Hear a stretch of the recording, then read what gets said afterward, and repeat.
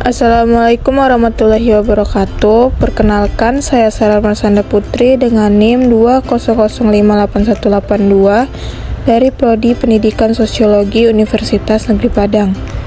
Video ini saya buat untuk memenuhi tugas dari mata kuliah Administrasi dan Supervisi Pendidikan dengan dosen pengampu Bapak Hanif Al-Qadri.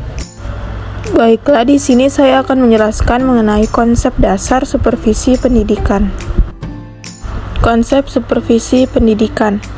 Super artinya segala sesuatu yang nilainya melebihi dari kebanyakan yang biasa dilakukan oleh orang lain.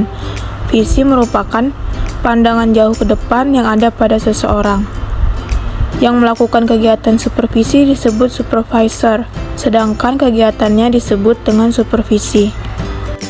Secara historis, supervisi awalnya adalah kegiatan yang diterapkan di sekolah dengan konsep dari supervisi yang masih tradisional, yang kegiatannya masih berupa pengawasan atau mengawasi jika kesalahan telah ditemukan dan akan melakukan perbaikan.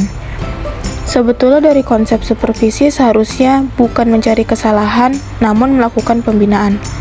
Kemudian supervisi berkembang menjadi kegiatan yang dapat dikategorikan ilmiah, yaitu supervisi pendidikan, karena memenuhi syarat utama yaitu sistematik, objektif, dan adanya alat.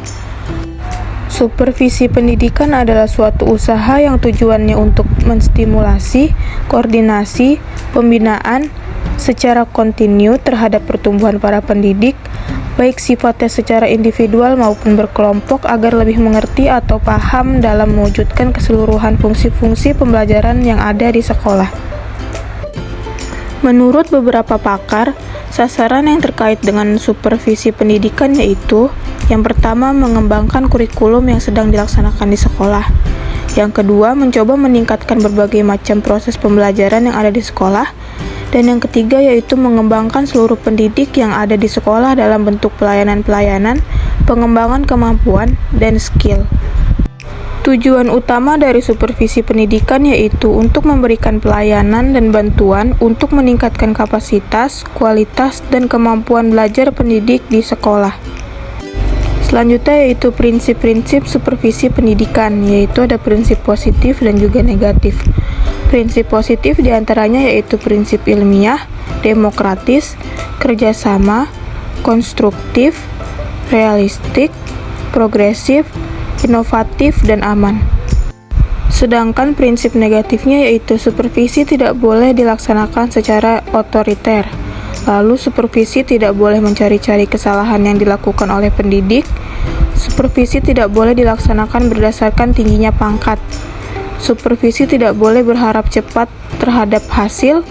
Supervisi tidak boleh terlepas dari tujuan pembelajaran. Supervisi tidak boleh memperlihatkan hal kecil dalam mengajar pendidik. Selanjutnya, fungsi supervisi pendidikan. Fungsi yang pertama yaitu mengkoordinasi semua usaha sekolah. Yang kedua, melengkapi kepemimpinan sekolah.